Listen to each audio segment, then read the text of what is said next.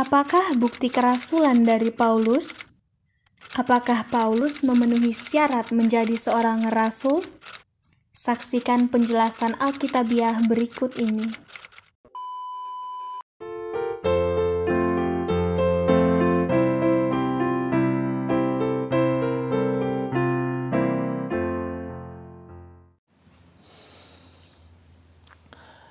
Iya, masih bersama dengan saya, Gembala Are, dan saat ini saya ingin membagikan sebuah pembelajaran mengenai kerasulan daripada Paulus. Paulus adalah rasul daripada Yesus Kristus. Karena rasul itu syaratnya harus dipilih oleh Tuhan sendiri. Ya, harus dipilih oleh Tuhan sendiri. Itu sebab dikatakan itu adalah saksinya atau orang yang diutusnya atau disebut dengan Rasul Kristus. Tapi bukankah Paulus itu dipilih setelah Tuhan Yesus naik ke sorga? Kenapa dia tidak bersama-sama dengan Tuhan sebelumnya ketika Tuhan itu menjadi manusia? Layaknya seperti Simon, Petrus, ya, Andreas, Yakobus, Yohanes, ya, Matius, dan lain-lain. Mengapa dia tidak ada di sana begitu? Yang pertama, saudara, kita harus mengetahui bahwa Tuhan memilih orang-orang yang sederhana, yang profesinya itu dianggap bukanlah profesi seorang yang ahli begitu atau tidak sarjana. Lalu Tuhan didik mereka selama 3,5 tahun mengenai kebenaran, mengenai dirinya yaitu Tuhan itu sendiri, dan bukti-bukti keilahiannya. Ya, bukti-bukti keilahiannya mereka harus melihat secara kasat mata, harus mereka lihat betul seperti itu. Lalu mengapa Paulus tidak? Paulus itu adalah sarjana Alkitab. Dia memahami perjanjian lama dengan baik.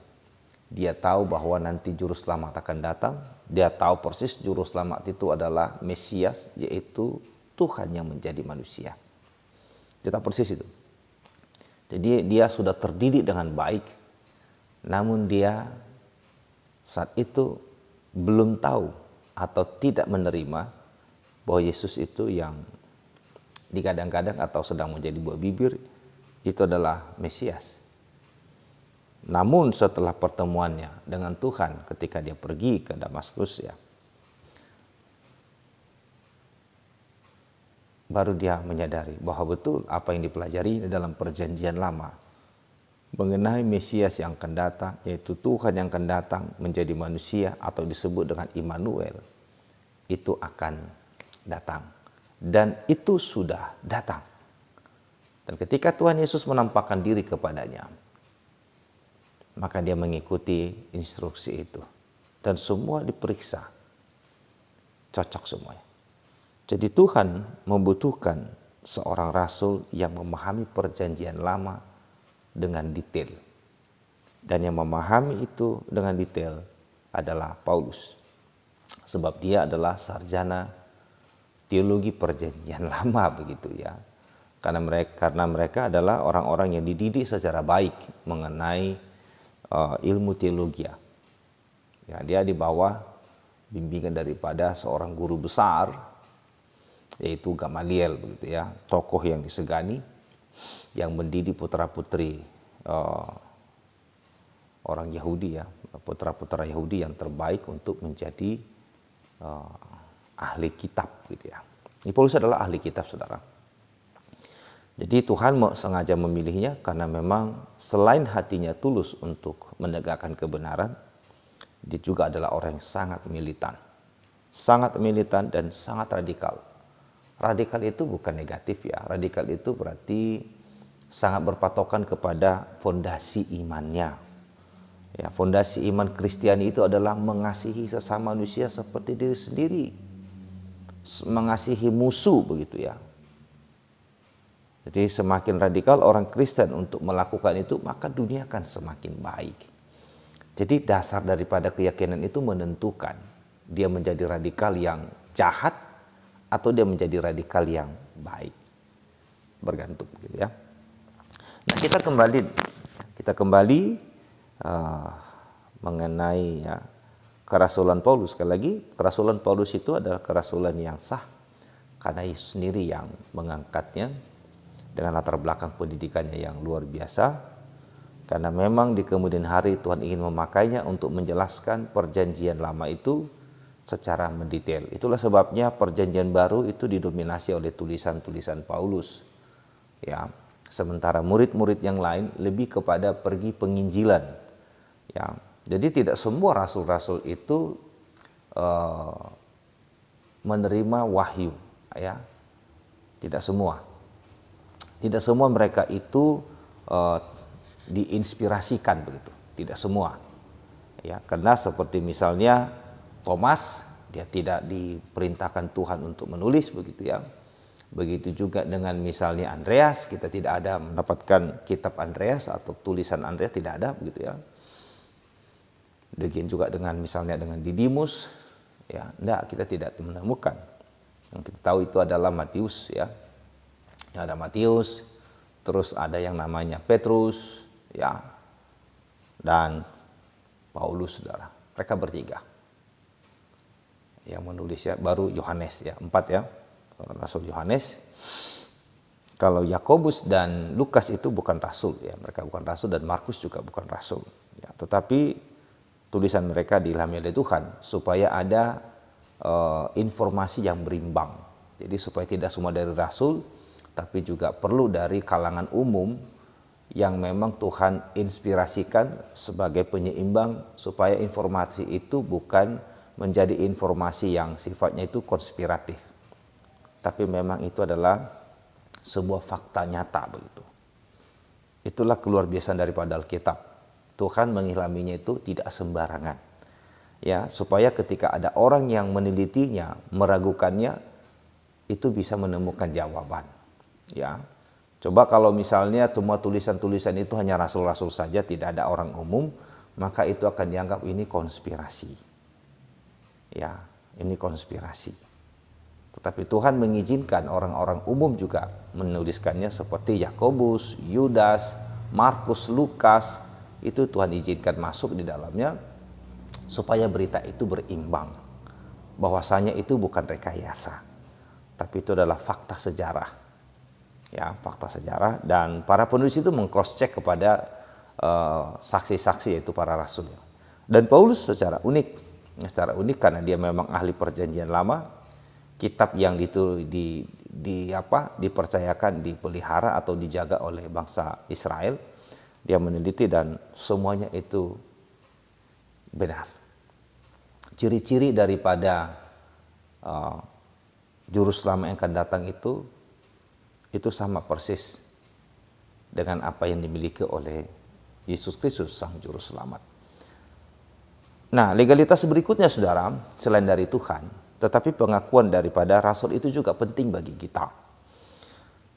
Apakah rasul-rasul lain itu merasa tersinggung, atau rasul-rasul lain itu mereka menganggap Paulus itu adalah rasul yang palsu atau tidak? Seperti tuduh-tuduhan banyak teolog Islam mengatakan bahwa Paulus itu adalah rasul palsu. Saya heran juga melihat para teolog Muslim meragukan kerasulan Paulus begitu.